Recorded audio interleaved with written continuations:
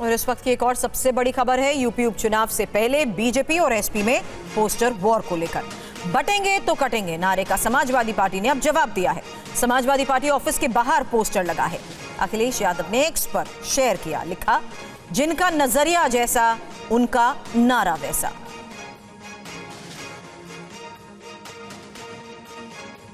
तो फिलहाल यूपी में जारी इस पोस्टर वॉर पर देखिए ये लेटेस्ट रिपोर्ट।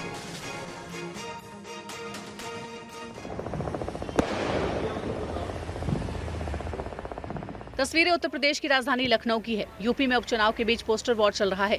अब लखनऊ में समाजवादी पार्टी के नए पोस्टर लगाए गए हैं। इन पोस्टरों को समाजवादी पार्टी के दफ्तर के बाहर लगाया गया है। पोस्टरों को समाजवादी पार्टी के एक नेता ने लगवाया है। समाजवादी पार्टी के नेता की तरफ से लगाए गए इस पोस्टर में जुड़ेंगे तो जीतेंगे का नारा लिखा गया है। यानी ये नारा बीजेपी के बटेंगे तो कटेंगे वाले स्लोगन के जवाब में लिखा गया है। दरअसल पोस्टर वॉर की शुरुआत मुंबई और आगरा में बीजेपी के पोस्टरों से हुई थी। सबसे पहले सीएम योगी की तस्वीर के साथ मुंबई और आगरा में पोस्टर लगाए गए थे कि बटेंगे तो कटेंगे। इसके बाद समाजवादी पार्टी ने भी पोस्टरों और नारों से जवाब दिया है। लखनऊ में पहले पोस्टर लगा कि न बटेंगे न कटेंगे, पीडीएस संग रहेंगे, और इसके बाद अब समाजवादी पार्टी का एक और पोस्टर लगा है कि जुड़ेंगे तो जीतेंगे। दरअसल हरियाणा में हुए विधानसभा चुनाव में बटेंगे तो कटेंगे नारे को बीजेपी की चुनावी रैलियों में जोर शोर से उठाया गया था। तो कल पीएम मोदी ने भी एक है तो सेफ है का सियासी संदेश दिया था।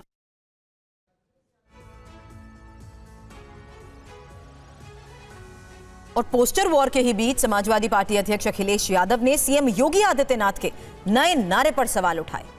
सीएम योगी ने कल कहा था कि समाज को बांटने वालों में रावण और दुर्योधन का डीएनए है। वही काम कर रहे हैं जो त्रेता युग में रावण ने किया था। और याद करना, जब भी आप इन लोगों को बांटने वाले तत्वों को धोखे से अगर मौका दे दिया, ये फिर वही काम करेंगे, गुंडागिर्दी का, अराजकता का, दंगा कराने का।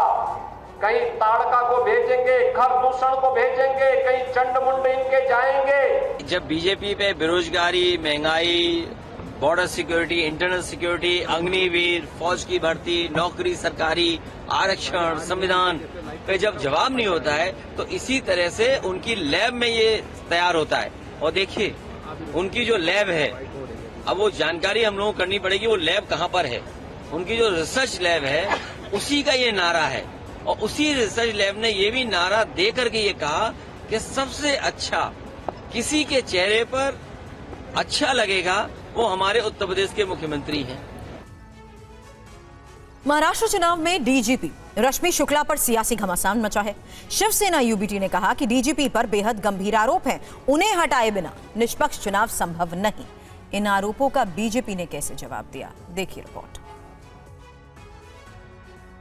हमने ये कहा कि उनको उसके हाथ में चुनाव नहीं देना चाहिए। तब चुनाव आयोग ने कहा कि हमको अधिकार नहीं है। ऐसा कैसा हो सकता है? लेकिन उसी वक्त झारखंड के डीजी को बदल दिया, वो अधिकार में है, लेकिन रश्मि शुक्ला को बदलना आपके अधिकार में नहीं है। ये कौन सा खेल चल रहा है? ये महाराष्ट्र का चुनाव पुलिस दबाव तंत्र के ऊपर चल रहा है और उसके सूत्रधार रश्मि शुक्ला जी। चोर के दाढ़ी में तिनका जिसको हम कहते हैं, उसी तरीके से आज संजय राजाराम राउत ने महाराष्ट्र के डीजी रश्मि शुक्ला जी के ऊपर आलोचना की, टीका की। इन महाविकास आघाड़ी वालों की तो रात की नींद उड़ चुकी है रश्मि शुक्ला जी की वजह से। अगर कुछ कर नहीं तो डर किस बात का। आम आदमी पार्टी के राष्ट्रीय संयोजक और दिल्ली के पूर्व मुख्यमंत्री अरविंद केजरीवाल अपनी पत्नी समेत आज कनॉट प्लेस के हनुमान मंदिर पहुंचे। वहां पहुंचकर उन्होंने हनुमान जी की पूजा अर्चना की।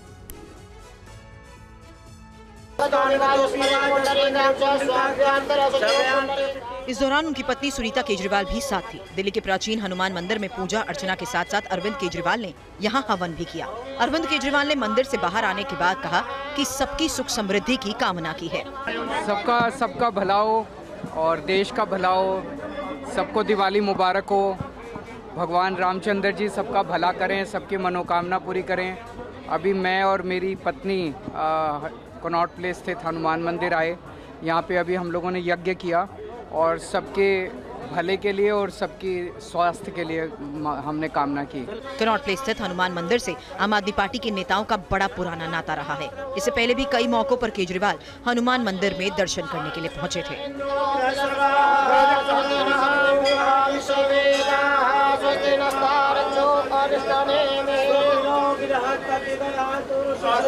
में